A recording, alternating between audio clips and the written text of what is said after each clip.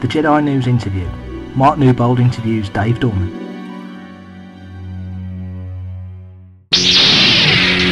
Your artwork, that one piece per issue, is front and centre on the cover of the magazine, and obviously, as you say, that's the almost the selling point for an issue or a graphic novel or a trade or whatever it may be. Is it's got to catch people's attention. So, as your involvement with Star Wars continues, obviously your profile lifted because of the two things working so well together.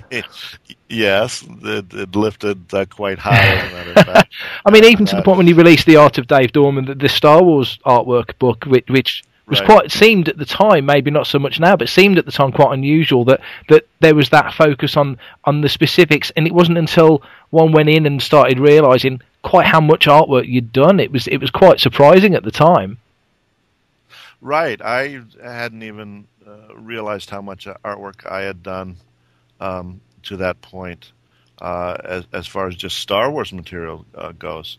And so when we were putting it together, it was something just to look through those files and bring back the memories of creating the covers, trying to decide which image for which cover would be the most dynamic and the most eye-grabbing thing. And I mean, we had a real sort of situation with putting that book together, because a lot of the book is the finished painting, so you get to see what the finished work looks like. And so we tried to add some of the pre-production illustrations, some of the sketches, and some of the thumbnails and such, so that the viewer could see how much work actually went into doing a coverage, not just me sitting down and saying, "Oh, okay, here's a Dark Empire #3. I'm going to paint the cover and that's it." No, it's going through 5 or 10 layout sketches and then refining them and sending them to Dark Horse for approval, and then sending them to Lucasfilm for approval, and there's a lot of stages that go through just doing that one cover.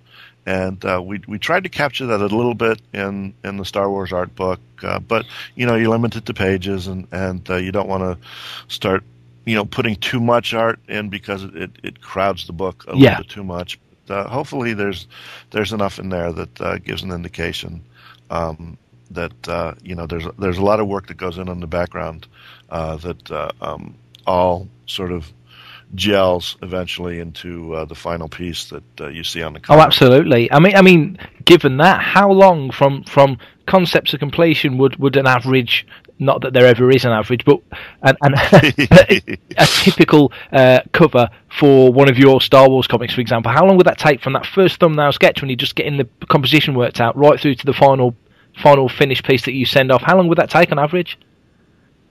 Well, yeah. I mean, I laugh when we say an average, because there's really no average to this. I mean, I would like to have about 2 months to be able to do the sketches, get them back for approval, make changes, send them back, take the time to photograph my models, do a nice drawing, and then do a painting. The painting usually takes about 5 to 7 days. I mean, so that's pretty concrete as far as time goes. But I mean, usually it ends up to be about 3 or 4 weeks by the time I do my sketches, get them to Dark Horse, they get them to Lucasfilm, and then they come back to me. That's usually about a 2-week process, and then once they're approved, I have my week or 10 days to do the painting. Yeah. So that usually hits me right on deadline. I would like to get the painting done ahead of deadline, because the less pressure on me with doing that. But that's just me. I mean, it's not Dark Horse, it's not Lucasfilm. It's all on me to make the schedule that I need. But as an example, for Crimson Empire #2, which I am about to start painting on this week. The original suggestion from Dark Horse for the cover was of a certain scene that Randy and I had spoken about, and so I had done some roughs for it. This was back at the end of March, or excuse me, at the end of February. We had those sketches approved, and I hadn't heard anything from Randy in about a week. So we get to the first week or so of March, and I haven't gotten approval. So I email Randy, and Randy says, "Oh, we have a change in this cover. Hold on for a couple of days. We're working on something else for us." I say, okay. So we get into the second week of March, and the deadline for this painting is the first week of April. So my time is getting shorter as we go along, and I finally hear from Randy, and I get the adjusted scene for the cover. So now I have to do a rough, get it back to Dark Horse, get it to Lucasfilm, and then have it come back to me. And so that's going to take about a week to do.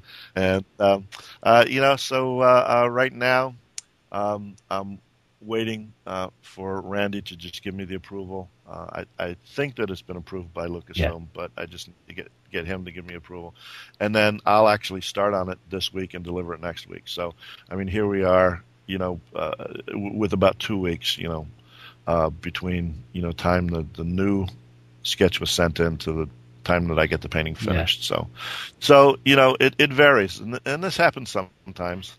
But on average, if you're going to have to nail me down for an average, I would say about 4 weeks between making a sketch, sending it for approval, and then at the end of that 4 weeks is usually my painting time, my week painting time. But you'd rather it was 2 months. Yeah, I'd rather it was 2 months so that I don't have to rush the painting. I mean, that's really the thing, is the deadline is the deadline. So, I guess with artwork, I know Lucas has always said that when he finishes his films, he never feels like they're really finished. He just sort of hand them over when you have to hand them over. Do you ever feel the same about your artwork? Do you not that you would, but do you ever think, oh, should I a little bit? Yeah, no, it's true in art, in the illustration field, particularly commercial illustration, is that you have that hard deadline, and creatively you work until you hit that deadline, and then you have to turn it in. And occasionally I'll feel that I've turned in a painting that I feel is not finished, but to another person's eye, the editor or the person who's picking up the book or comic and looking at it, it would look fine. It would look finished. But for me, I know that there would be little things that I could tweak here, tweak there, change the color on something to make it a little bit more dynamic. But the deadline is the deadline. Yeah. So that's what makes or breaks the project. So I paint until I hit the deadline. But if I get that 2 months, I'll be sitting there looking at it. Oh, I'll change this, or I'll do this. And I'll start noodling it. When it is done, I'll just keep working on it until it's overdone. So there's that conundrum. If you have too much time, I guess you're looking with a different eye, aren't you? You're looking at it from. You must look at that page and the original sketch, and you have it in your mind's eye how you want it to be. But I suppose the egg time is always ticking, isn't it? So you've got to balance one against the other, I guess. Yeah, and even when I deliver a painting that I think is not quite finished, but everybody's happy with, and it's it's what they want, but there's things that I would like to do to change it or make it better. After the piece is published, and I'll look at it and say, oh, okay, and then I'll never get back to changing it. I'll never get back to finishing it, and it'll be what it is. It's probably the best way, isn't it? Just to move on to the next one. Yeah, it is. It is the best way, because your mind doesn't get confused or pulled in a couple of different directions. You just put it aside and move on. Well, here's a thought. Given that painting is obviously your passion and it's what you do best, and it's your job as well, do you ever paint for pleasure, purely for yourself? Yeah, this past year, I have taken some time for myself and produced a couple of paintings, just of things that I've had rolling around in my head, or just things as practice. Yeah. Uh, just to paint. Yeah, I've been working in the commercial field for over 20 years, and I've had very little time to do my own work. And there is a certain creative satisfaction in being able to do a painting without any editorial oversight, someone looking over my shoulder saying, okay, well, you got to do Star Wars, so, we're looking over you, and you got to paint, Darth Vader this way, and Luke has to look this way, and that's fine for commercial illustration, and that's the world that I live in, and I'm happy to do that. But, there are times that I just want to shrug off that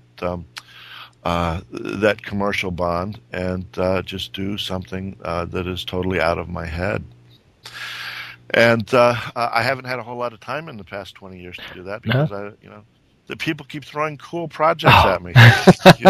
Oh, here's another Star Wars project. Oh, here's another Aliens project. Here's another Predator project. Here's another Batman project.